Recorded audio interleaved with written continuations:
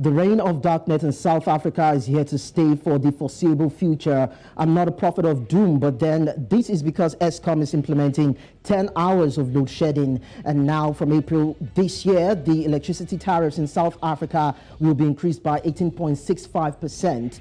Will this hike assist the power utility get back on track? And should customers expect an end or ease of a rolling darkness? Well, we get to find out from our guest this morning, even as you stay tuned. Now, despite all the warnings of recession, debt, and risks flying around everywhere, some good news is here at last. Now, it is an open secret that many nations in sub-Saharan Africa are at risk of debt default, and some are already on the edge. The International Monetary Fund reports that some nations have exceeded expectations.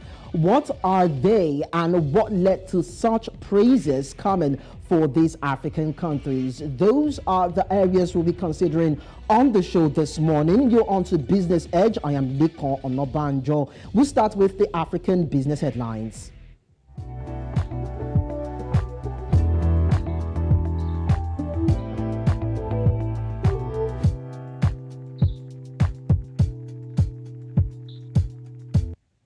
Morocco Statistics Agency (HCP) said that economic growth is expected to recover to 3.3% in 2023 after 1.3% in 2020, driven by domestic demand. The HCP forecast assumes an average crop output after the worst drought in decades, a drop in foreign demand for goods, and oil prices at $90 a barrel. It said the figures remain subject to uncertainties emanating from the impact of geopolitical tensions as well as pandemic and climate risks. The statistics body adds that inflation driven by imports will stand at 1.9% in 2023 from 5% in 2022. Now, the managing director of the International Monetary Fund, Kristalina Georgieva, said a new global sovereign debt roundtable that will include China, other creditors, and some borrowing countries will meet for the first time next month on the sidelines of a group of 20 finance officials meeting in India. Georgieva, who is the first person from an emerging market economy to head the International Monetary Fund, told reporters that debt relief was critical for heavily indebted nations to avoid cuts in social services and other repercussions. The Bulgarian economist, who has pushed hard for quicker movement on debt relief, says she will travel to Zambia in 2 weeks and hope the African country would become the second nation after Chad to complete a debt treatment process under the common framework. And elsewhere, in a joint statement, the government of Ghana and trade unions have agreed to increase all public servants' salaries by 30% for the year 2023 as the country struggles to reduce debt and tackle rampant inflation. The West African gold, oil, and cocoa producer is battling its worst economic crisis in a generation. The local cedi dropped heavily against the dollar last year as government spending cuts and central bank interest rate hikes failed to tame inflation, which rose to a new high of 54% last month. Electronic payment transactions in Nigeria rose to 387 trillion naira last year, hitting an all-time high as more Nigerians embrace cashless payments. According to the data released by the Nigeria Interbank Settlement System, the value recorded on the NIBSS instant payment represents a 42% increase over the 272 trillion naira recorded in 2021. While the e-payment data showed a steady increase throughout the 12 months of the year, the highest value was recorded in December. Being a festive period with lots of spend and activities, Nigerians spent a total of 42 trillion naira over electronic channels in December 2022. And this came as the all-time high monthly record on the NIBSS electronic payment platform recorded this. Now, Ethiopia's state-owned Ethio Telecom on Thursday reported a 20% rise in half-year revenue to 33.8 billion birr. That's about $633 million. CEO Frehiwot Tamiru told the news conference that subscribers to its mobile phone-based financial service, Telebirr, launched in May 2021, grew to 27.2 million out of its 70 million total subscribers. That was up from 21.8 million Telebirr subscribers in June 2022.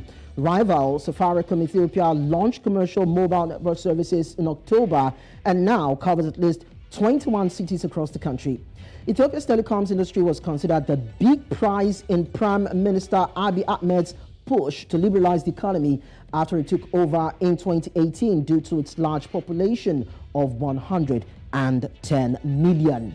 And those are the stories, business stories from the local scene. And when we go on a break and return, we'll delve into our first conversation for today, which has to do with the National Energy Regulator of South Africa approving 18.65% hike on electricity tariff for Eskom. This will mean that South Africans would have to pay more for electricity that is being load shedded.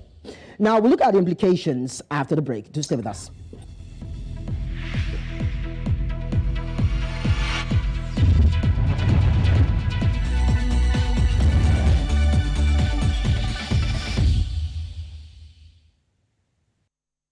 The National Energy Regulator of South Africa, NERSA, has given the green light for an 18.65% increase in electricity prices for Eskom, the state-owned power utility company. This decision will have a significant impact on consumers and businesses in the country, as well as the overall South African economy. The price hike is expected to take effect starting from April 1, 2023. And the decision was made after considering the application from Eskom for a tariff increase, which was submitted in October 2021 as part of the company's regulatory clearing account application. Eskom has cited the need to cover its costs and improve its financial stability as reasons for the increase. This morning, joining the conversation from Johannesburg, South Africa, is Tshepo Kgadima. He's an energy expert. It's nice to have you once again, Tshepo, join us on this very, very pertinent discussions, most especially to South African consumers. Well, yes, it's good to talk to you again, talking to you under very difficult circumstances as far as South Africa is concerned. As you make mention, yes, the energy regulator, who is no longer independent, I hasten to add, once again really granted or kowtowed to the very unreasonable demands of the utility Eskom by granting a whopping 18.65% tariff increase.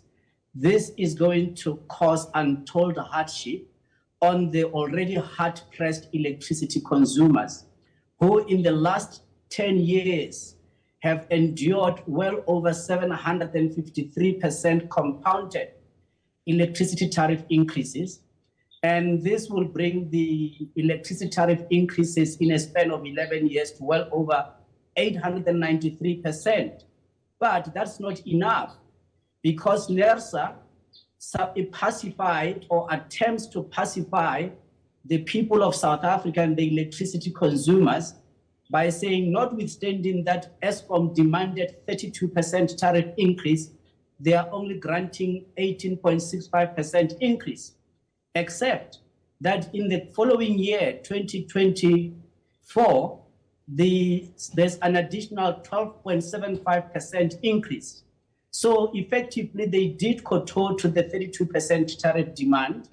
And also, it would mean that in a span of 12 years, the electricity tariff increases in South Africa compounded increased by a whopping 1,007%.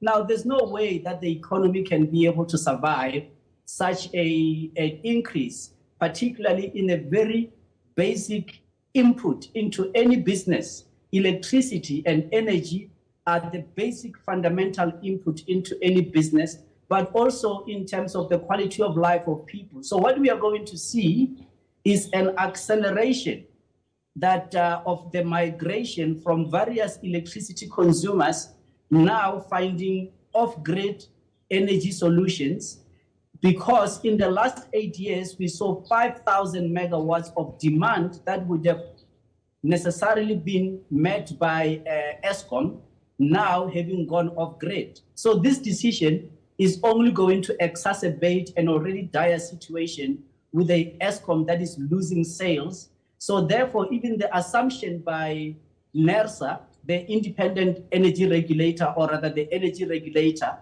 that the projected income from electricity sales, they are allowing an increase from 318 billion rand to 354 billion rand, that assumption is fundamentally flawed because it does not factor the rate and scale of migration from grid-supplied electricity to off-grid energy solutions. And I think the situation is going to be much more worse because it will lead to nothing other than bankruptcy of Eskom, which is really imminent.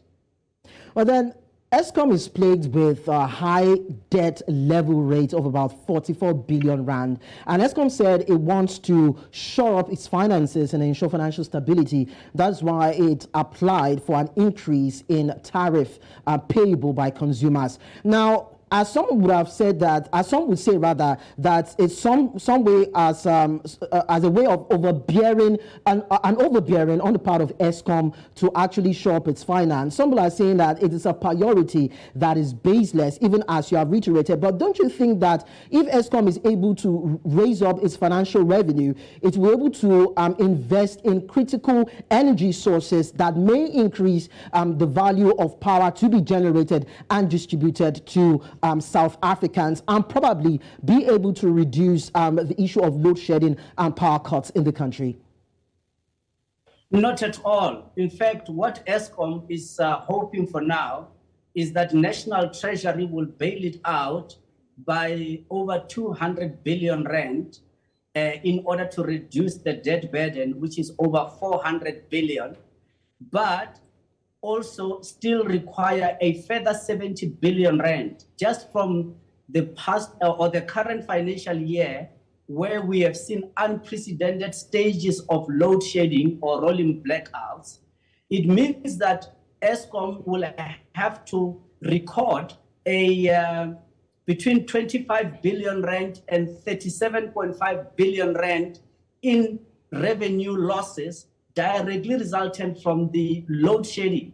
So when you look at the debt profile of Eskom, it has got nothing to do with actually an increase in supply of electricity. The so-called cost-reflective tariff that Eskom requires itself has never been fully explained, except that it is just bringing about a hardship, as I say, on the consumers, but accelerating the already dire financial situation of Eskom, in that it will only seek to move more people away from the mainstream grid and go off grid. So the cost of producing electricity, for example, in South Africa, according to Eskom's audited financial statements, is 42 South African cents per kilowatt hour.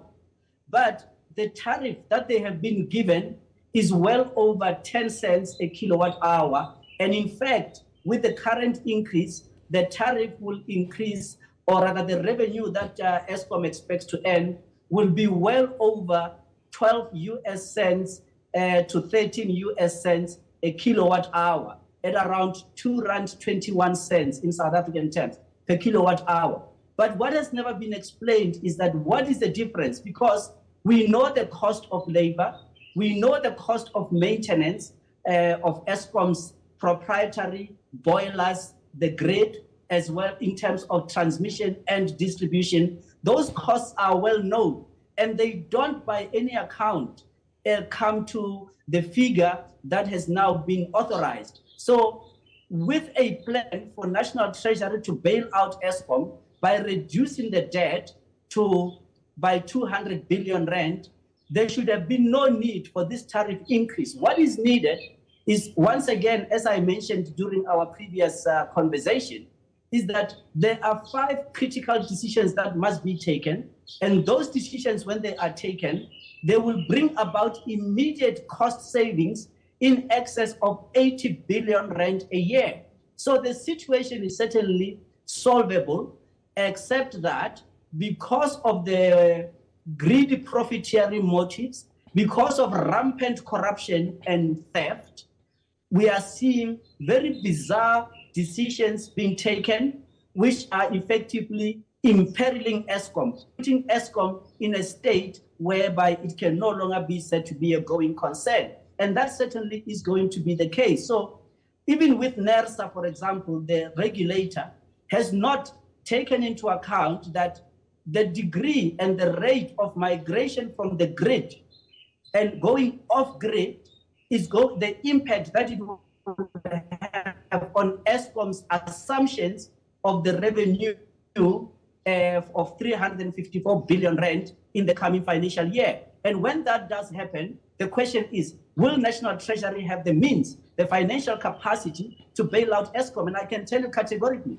that that option will not be there, taking into account that the current administration, this government, furthermore, has taken a very bizarre and upset policy decision to, in the next 5 years, between now and the end of 2017, to spend 98 billion US dollars in the so-called Just Energy Transition Investment Plan, and which in any case will not even add one usable megawatt hour of electricity on the grid and 1 gigajoule of energy onto the system.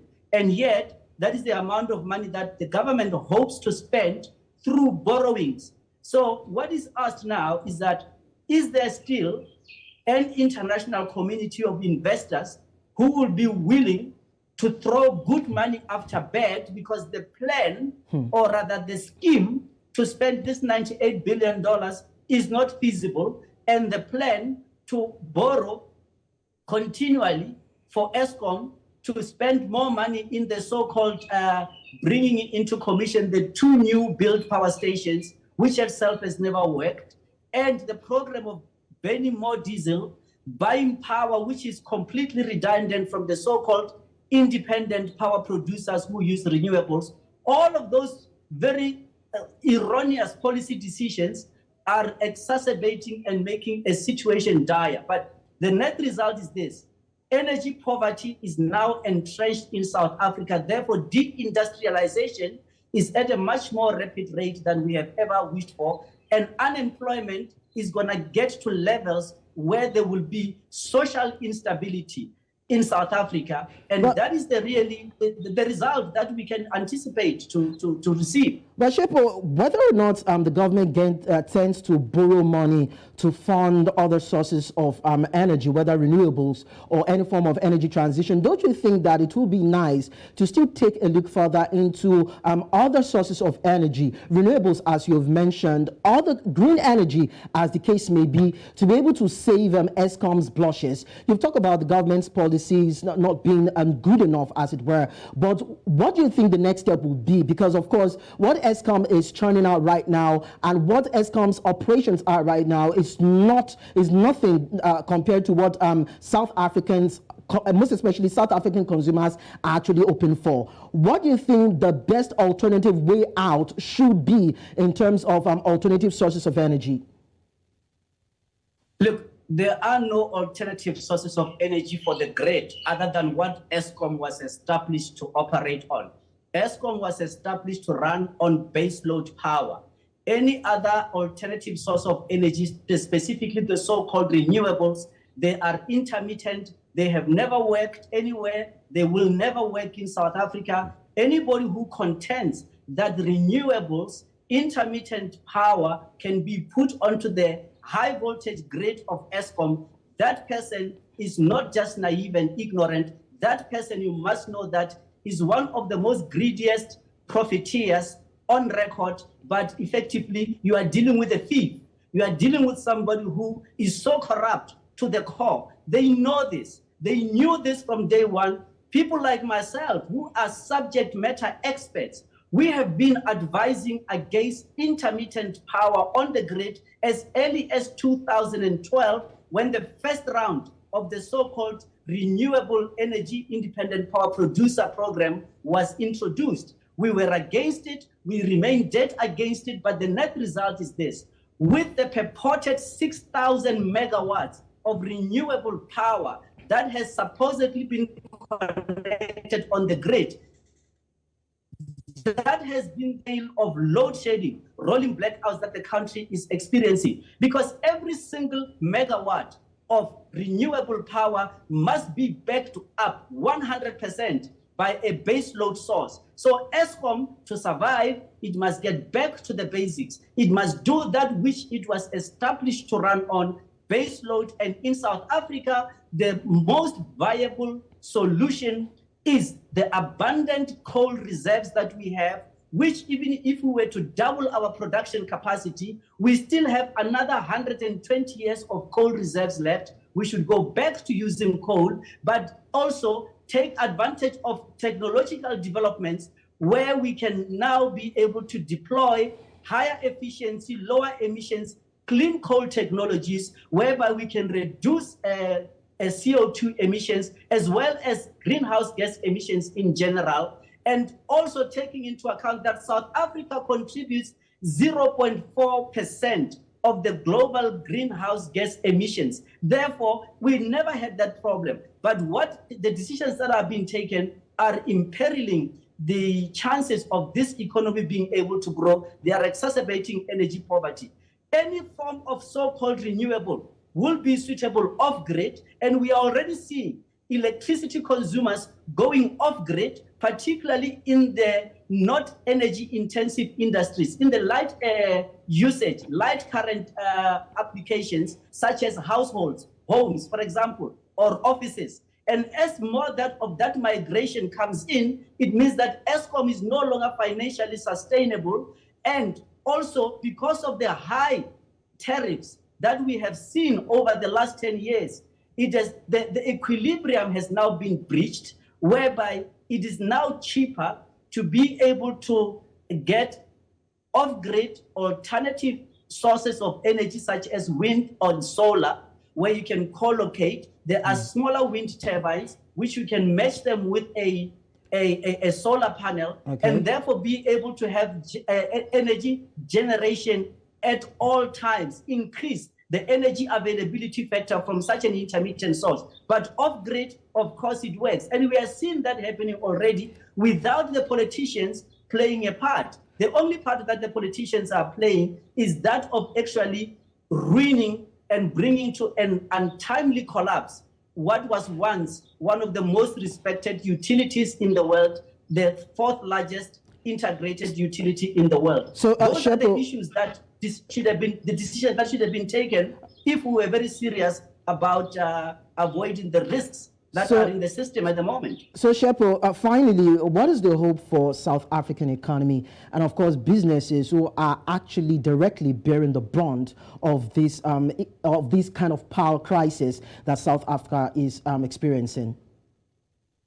Well, look, the cost of doing business has gone up. We are not going to witness any of the energy intensive industry investments happening. Either you are talking about mining sector, the mineral processing sector, the oil refining sector. We are not going to see investments in the 4IR economies, such as data centers, cryptocurrency mining, and financial services in general, because all of them are energy intensive industries, but also they are labor intensive. So what we are going to see is that as we're not able to attract that investment into the economy, unemployment is going to continue to rise, and that is going to bring about social unrest in the country with the high levels of unemployment. Bear this in mind. Almost 30 million South Africans out of a population of 62 million people are reliant on social grants from the state. They are not gainfully employed anywhere else. That is a powder cake that is about to explode. And right now, with the policy decisions, with the posture that we are seeing from this government, we can only really, even if we hope for the best, it is of no consequence. It's not going to assist the situation at all. If anything, the only thing that can help is the resignation of this government, because they have evidently failed. Tshepo, we might need to always keep hopes high, because of course you've mentioned certain critical areas that you feel that if it is done in this certain ways, of course there could be some sort of change. And one of the things you mentioned is the need for going back to the drawing board, that is Eskom going back to the drawing board and looking at how to channel the coal resources and see how to generate enough power from that area. We cannot always say it's going to be gloom for a South African economy as it is, but then it is important to always speak truth to power, and that is what you have done. But then thank you so much, Tshepo, for joining us. Thank you very much for inviting me, and I hope the lights are on in Nigeria at least. Well, they are. Thank you.